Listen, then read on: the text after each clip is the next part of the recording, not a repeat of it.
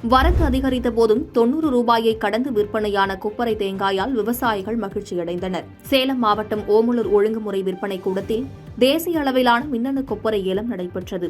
இதில் 83 வகையான எண்ணெய் பிழித்திறன் கொண்ட 7460 கிலோ கொப்பரையை 33 விவசாயிகள் விற்பனைக்கு கொண்டு வந்திருந்தனர்.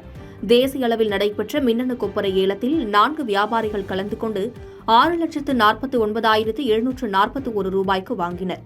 ஓமலூரில் கடந்த 6 வாரங்களாக கொப்பரை விலை உயர்ந்தே விற்பனையாகி வருகிறது. இன்று நடைபெற்ற ஏலத்தில் அதிகபட்ச விலையாக 92 ரூபாய் 94 காசுக்கும், குறைந்தபட்ச விலையாக 61 ரூபாய் 99 காசுக்கும் விற்பனையானது. தேங்காய் விலை உயர்ந்த போதும் ஓமலூரில் கொப்பரை விலை உயர்ந்து விற்பனையாவதால் பலரும் கொப்பரையை உற்பத்தி செய்து ஓமலூர் ஒழுங்குமுறை விற்பனை கூடத்திற்கு கொண்டு வந்து விற்பனை செய்வதாக தெரிவித்தனர்.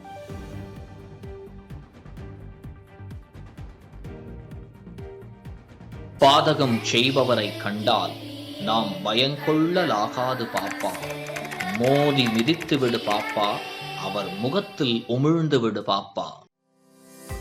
அண்மை செய்திகளை உடனுக்குடன் தெரிந்து கொள்ள இணைந்திருங்கள் இயம்நாடு தொலைக்காட்சியுடன்.